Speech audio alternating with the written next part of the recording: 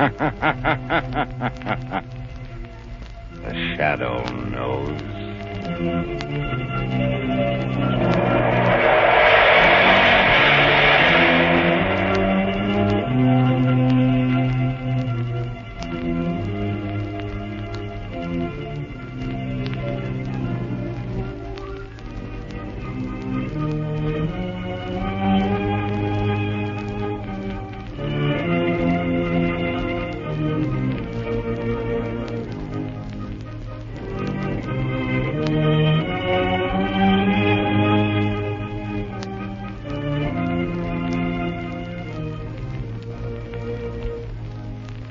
Ladies and gentlemen, in the next adventure of the Shadow as in all his adventures, the news about his exploits are often known to the underworld almost as soon as they happen.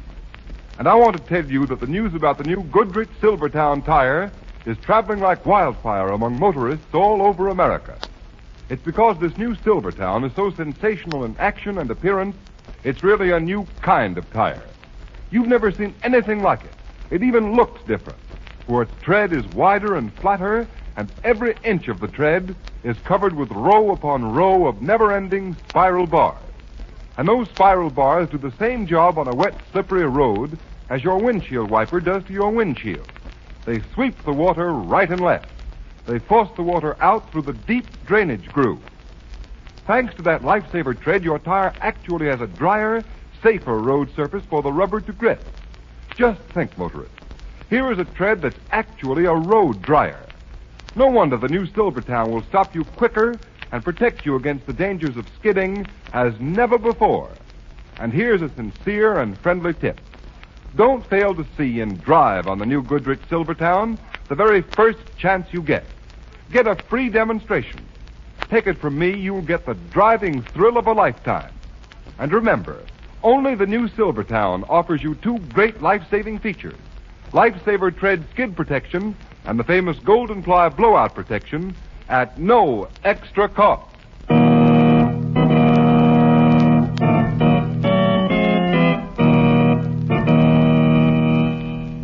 The Shadow, Lamont Cranston, a man of wealth, a student of science, and a master of other people's minds, devotes his life to righting wrongs, protecting the innocent, and punishing the guilty. Using advanced methods that may ultimately become available to all law enforcement agencies, Cranston is known to the underworld as the Shadow. Never seen, only heard. As haunting to superstitious minds as a ghost. As inevitable as a guilty conscience. The Shadow's true identity is known only to his constant friend and aide, Margo Lane. Today's story, The Power of the Mind.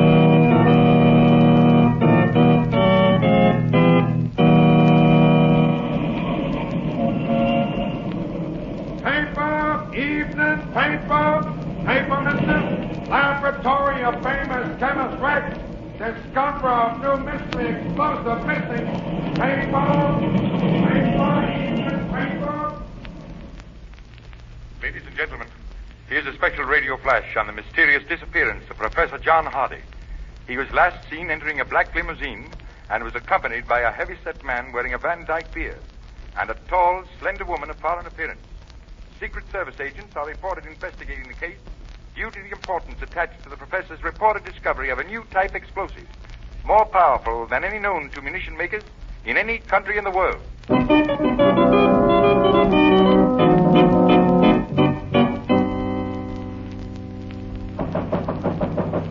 Come in. Come into my cabin, dear Countess Sarah. Well, Richter, has your very stubborn and courageous American inventor talked?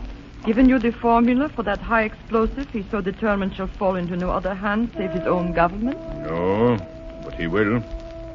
He can't stand much more of Ivan's treatment with the whip. Be careful. Too much torture can destroy the mind. And if Professor Hardy's mind snaps, you will never get the formula. Because we know for certain he has never written it down. I know. I have warned Ivan to be careful. Ivan's idea of care is to see how close he can come to whipping a man to death without actually doing so. Why do you keep that big brute as a bodyguard? He has the mind of a child. In our business of espionage, Countess Sarah, it is often useful to have servants who cannot think for themselves. Besides, Ivan is rather cunning in an animal sort of way. Stop. Listen. I can't stand anymore. I can't.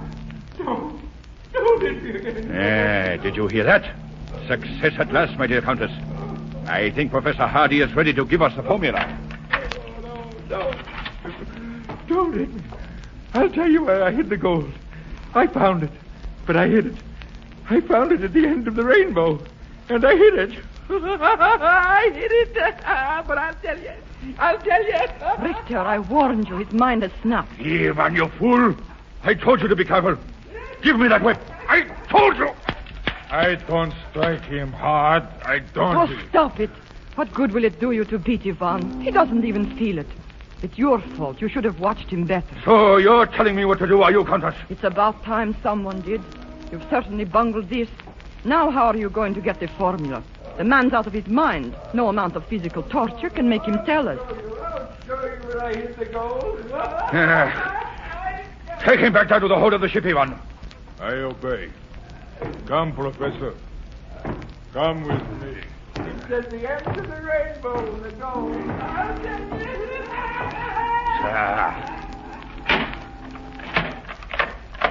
So you've destroyed his mind. Good work. It's like having the formula in a sealed envelope and throwing it in the fire. Now what are you going to report to headquarters? Be quiet, Zara. I'm not finished. There's still a chance. Another way of getting his secret out of him. Even if his mind is gone. It may be an easier, surer way. Oh, why didn't I think of it before? What are you talking about? How can there be any other way with his mind destroyed by days and days of Ivan's fiendish torture with the whip? Zara, it so happens that a fellow countryman of mine, Dr. Waldeck, one of the world's greatest psychiatrists, is in this country, right here in the city. And I suppose he'll gladly come down to the ship, the Star of Zealand, and get Professor Hardy's secret from him for you. No, not gladly, perhaps, my dear Countess. But he will come.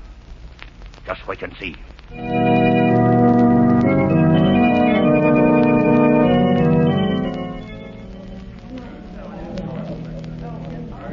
I enjoyed your lecture very much, Dr. Waldeck. Our club has been honored tonight. Thank you, Mr. Cranston. You are a scientist interested in psychiatry? Well, in a way, Dr. Waldeck, I'm really only an amateur criminologist. So, then perhaps you could tell me something of this remarkable man I've heard so much about. Even before I made this trip to America, a man called the Shadow. The Shadow? I'm afraid not, Doctor. No one knows very much about him. What have you heard? Oh, a great deal. I understand he is a master of mass hypnosis, of mental suggestion. I hear he has you criminals and police quite baffled by his ability to appear in a room crowded as, let us say, this club of yours, and yet remain unseen. You seem to have no doubt of the Shadow's existence, his powers, Doctor. Oh, none whatever, Mr. Cranston. In fact, I should like to meet this Shadow. But then I suppose I should have to commit some crime in order to do so, and I wouldn't care to carry my scientific research quite that far. I think the Shadow would enjoy meeting you, Doctor. You have much in common. I think you would be profoundly interested in your work in psychic research, particularly in the field of mental telepathy. You know, it might be interesting if you and the Shadow could make a test of thought transmission, of a purely mental telepathic method. It would indeed.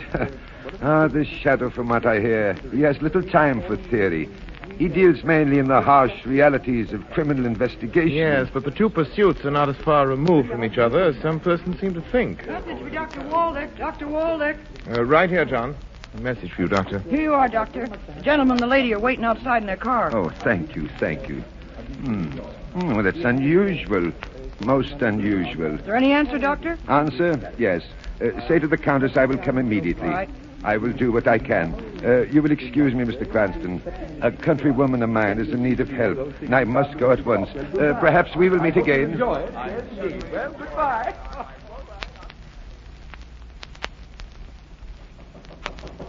Come in. Come in. So here you are, Lamont Cranston. I thought you promised to take me to dinner tonight. You're an hour late. I know. I'm terribly sorry, Margot. You're sorry. But Margo Lane, your assistant, is hungry. What's the matter, Lamont? You seem preoccupied. Was anything troubling you? Yes, Margot, something is troubling me, but I'm blessed if I know what it is. Would it be Dr. Waldeck? Ever since you talked to him at the club last night, you've been wondering if he just suspected that you are the shadow. I don't think he knows, Margo. Then what are you worrying about? Simply that all day long I've had the feeling that Dr. Waldeck has been trying to get in touch with me, or rather, I should say, with the shadow. But how could Margo, he? Waldeck practiced what he preached. He is a master of mental telepathy. Well, the shadow isn't exactly a novice at mental telepathy either. What makes you think he's trying to get in touch with you? At intervals all day, my mind has kept reverting to thoughts of distress, coupled with Waldeck's name. Waldeck's name and another name. Star of Zealand. That sounds like the name of a ship. Perhaps, but it doesn't make sense. Well, it seems to me it'd be easy to find out if Dr. Waldeck's in trouble. Why not call his hotel? I've been on the point of doing it several times, but... Here, give me that phone. Let me call him. The trouble with you, Lamont.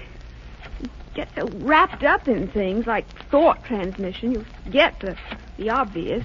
Telephone. That's why I have an efficient assistant like you. Hello? Will you connect me with Dr. Waldeck's suite? What? Are you sure? The secretary's had no word either.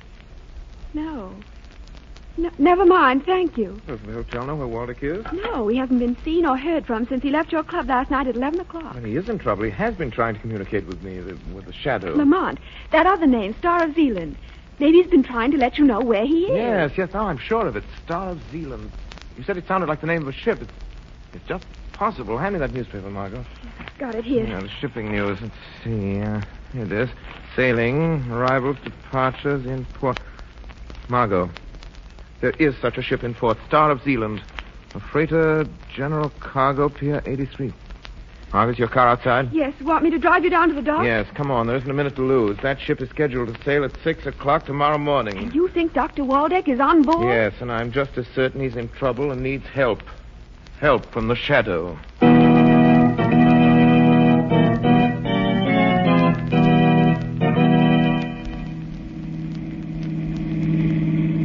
That must be the Star of Zealand over there, Lamont.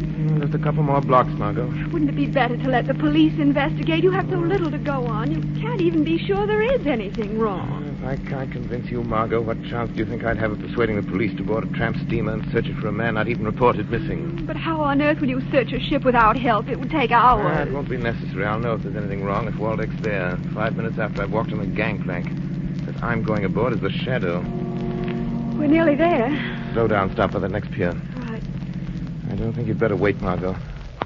This is a tough section, and it's late. All the more reason for my waiting. Don't worry about me, Lamont. I'll lock the car doors. And another thing, if you're not back in 15 minutes... No, Margo, I may need more time, but keep the shortwave radio tuned in our usual band. If you don't hear from me in half an hour, then go ahead and notify the police. All right, half an hour, but not a minute longer. I wish I knew what you were walking into, Lamont. I don't like this mental telepathy blind man's buff. Neither do I, Margo, but during the ride down here, I've had a stronger feeling than I did at first that Dr. Waldeck is in desperate need of help. Stay in the car, Margo. Lock the doors and sit tight until I come back. Or you hear from the shadow.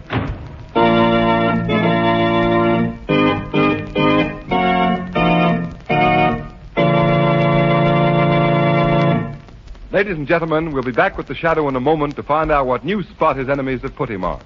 But first, here's a word of advice to every motorist. Don't let wet, skiddy pavements put you on the spot. Beware. How fast can you stop? Will your tires slip or grip? Don't gamble. And motorists, if there is one tire that has taken the gamble out of skidding, it's the new Goodrich Silvertown with the Lifesaver tread. For exhaustive road tests of the regular and premium price tires of America's 6 largest tire manufacturers proved that the Silvertown gave greater skid resistance than any of the other tires tested. And don't forget, all during these tests, it was hands-off for Goodrich engineers. Instead, these tests were conducted by absolutely impartial engineers from America's largest independent testing laboratory, the Pittsburgh Testing Laboratory. What's more, some of the tires the Silvertown was tested against have list prices of 40 to 70% more. And that can mean only one thing, motorists. No other tire, regardless of price, can give you the superior skid protection of the Lifesaver tread. With Lifesaver tread Silvertowns on your car, you'll stop quicker, safer on a wet pavement than you've ever stopped before. Just think. the quickest non-skid stops ever with the Lifesaver tread. Real blowout protection, too, with the famous Goodrich Golden Fly. And these two Goodrich safety features are now yours in the new Silvertown at no extra cost. Take a tip from me. For safety's sake, ride on Goodrich Safety Silvertown.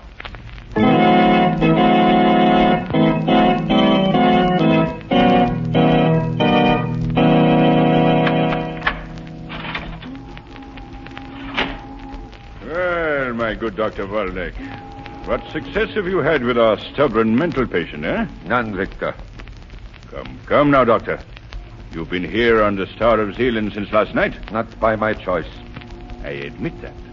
But surely you, one of the world's greatest psychiatrists, are not going to allow a deranged mind to stand between you and your chance of leaving this ship alive. It is impossible, I tell you. Only one thought dominates the mind of Professor Hardy.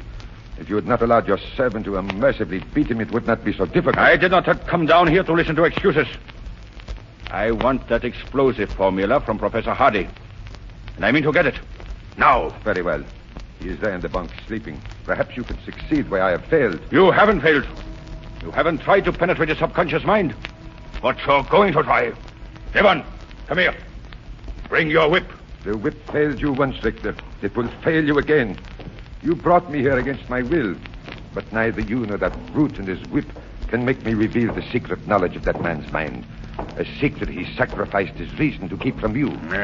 We shall see if you have the same courage and determination as Professor Hardy. Evan. I am ready. Very well, Dr. Baldock. One last chance. Get Hardy out of that bunk. Question him. Use the method you so eloquently described at your lecture last night. The method used to penetrate the subconscious of amnesia victims. No, I refuse. The possession of Professor Hardy's formula, the formula of the most powerful explosive ever known, is vital to our country. Your country, Dr. Baldock. If you refuse, you are an enemy of your people. I am a man of science. My nationality was an accident of birth. You are a traitor. In your eyes, perhaps. Just as in mine, you are a common thief. Hold your tongue. They cheat. Do as you're told. And they coward. Evan, the whip. We'll see who is a coward. Yes. Mr. Richter, you didn't touch him. What's the matter with you? Why did you throw the whip away? Something touched me. Knocked the whip from my hand. You're crazy. You dropped it. Get it. No, I swear it. Something knocked it from my hand. Pick up that whip, I say. Pick it up. But, Mr. Richter, the whip, it moves. It moves like a living thing. Like a snake. Oh, that is it, Dr. Waldeck? Trying to save yourself by fogging Ivan's mind. Making him see by hypnotic trance. Whips move like snakes, sir. Well, I'll show you. I can use a whip, too. Stay where you are, Doctor. Or do you think you can stop me pulling the trigger of this gun? Your servant is not imagining things, Richter. He is not seeing things which have not happened. He is not hypnotized. Something knocked the whip from my hand. I swear. Did you hear that? Laughter. Like the laughter of Satan. There's something. Someone here. You fool. You heard it too. You heard it. Yes, your master heard it. Ah, the shadow. You heard my appeal. You have come. The shadow. Then it is possible. Telepathic communication between two minds, far removed, without mutual concentration of thought. Yes, Dr. Waldeck, a theory is being proved, but a fact remains. Is this another of your psychic tricks, Doctor? Richter, surely your activities in espionage have brought you in contact with those who have warned you against the Shadow. The Shadow? So you are the Shadow? Waldeck got word to you, did he? Yes, but in a manner beyond your comprehension. Hey, man, get out quick. Close the iron door. Don't open it again until I order it. Yes, I obey. Your gun is trembling, Richter. Dr. Waldeck was right. You are a coward. At least I don't hide in shadows. So, you've come to save Dr. Waldeck. I came here in answer to his call for help, but now that I'm here... Now that you're here, Shadow, you will remain. You have walked into a trap. A trap that will hold you until I am ready to deal with you in my own way. You and Waldeck and Professor Hardy there. You, Shadow, may even be useful in the event that the good doctor fails me. Hello? Hello? Captain, Victor speaking. Yes, sir. Order your crew to the post. Cut off. We sail at once. But it is not 6 o'clock, sir. Obey my orders. We sail at once. Yes, sir. As you command. There. Ivan, open the door. Don't waste your time in trying to get out of this hole here. Even you cannot walk through steel doors, Shadow. In a few hours, we will be at sea, and you'll be beyond help. As for you, Dr. Waldeck, I advise you to enlist the aid of the Shadow in securing Professor Hardy's secret, if you value your life.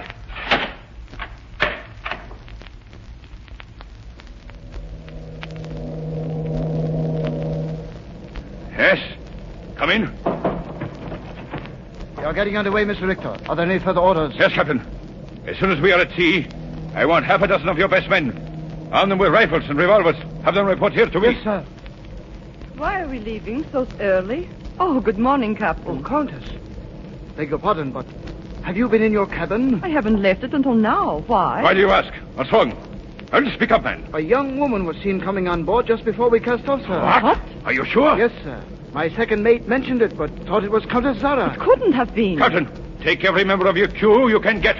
Search the ship. Find that woman and bring her here. Yes, sir. We will find her if she is aboard.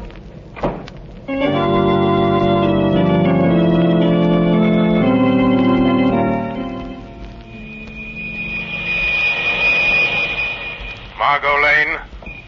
Margo Lane. Notify police and Coast Guard. Notify police and Coast Guard. Professor John Hardy and Dr. Waldeck, prisoners in hold of Star of Zealand. Aboard Star of Zealand, proceeding to sea. Proceeding to sea. Repeat message. Margo Lane. Repeat message. Margo, repeat. Why don't you answer? Why don't you answer? Was that you talking, Shadow? Yes. I was calling my assistant for help on my portable radio, but something's wrong. I can't get an answer. I am profoundly sorry for the situation in which we find ourselves. Had I been able to communicate to you the exact nature of my difficulties, you would have been prepared. I am prepared, Doctor. This ship will never pass beyond the 3-mile limit. It will be stopped, searched. But how? I'm going to use this radio again. Star of Zealand calling the Coast Guard.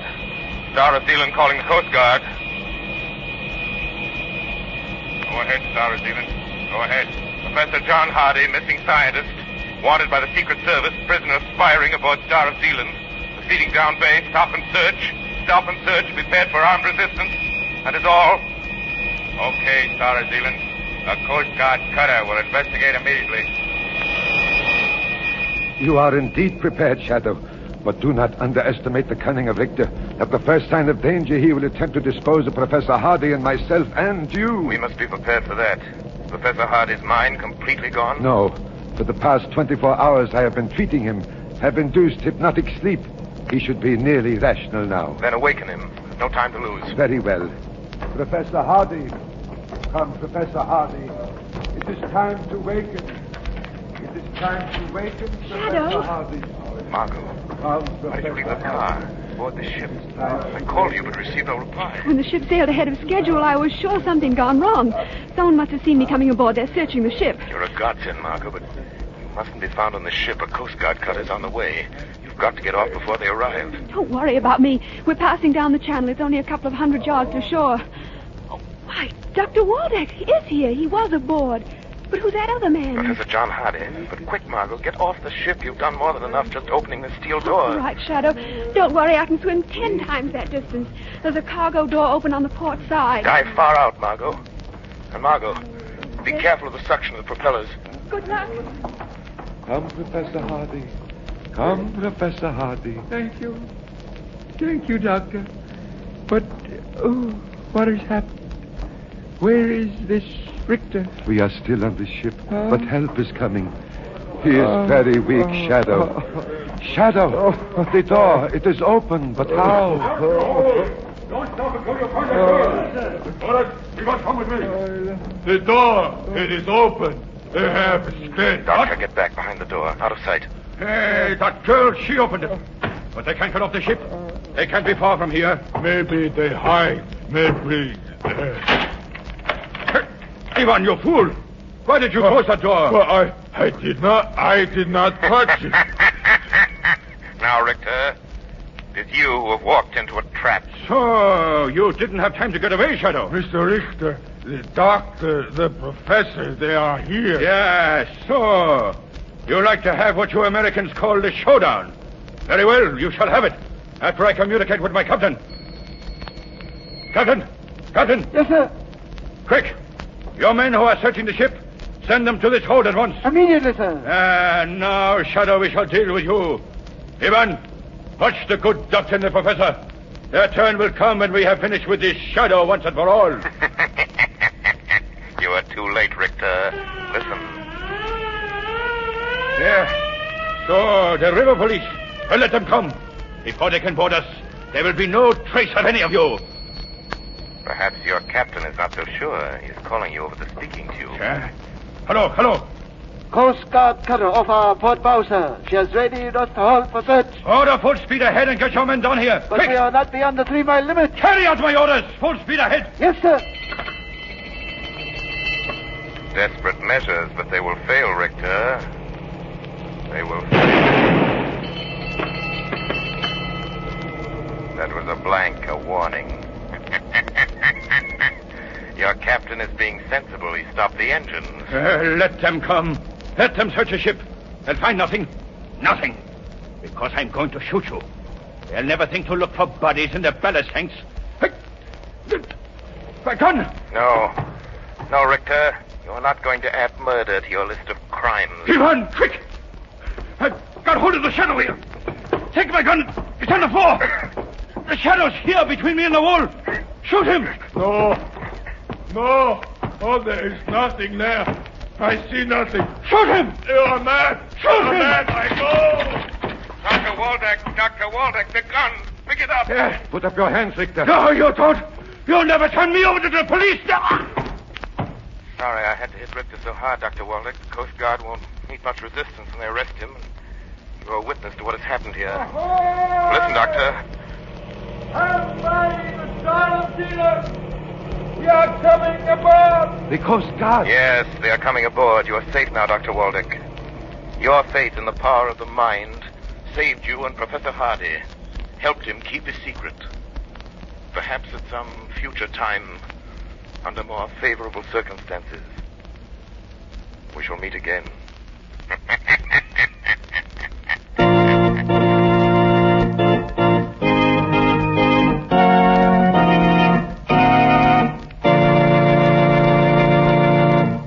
You have been listening to a dramatized version of one of the many copyrighted stories which appear in the Shadow magazine.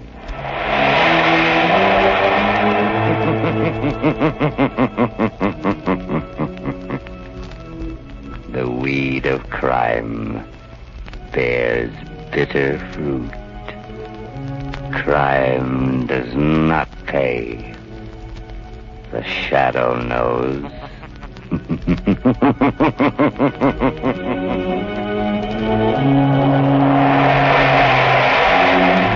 All the characters and all the places named are fictitious.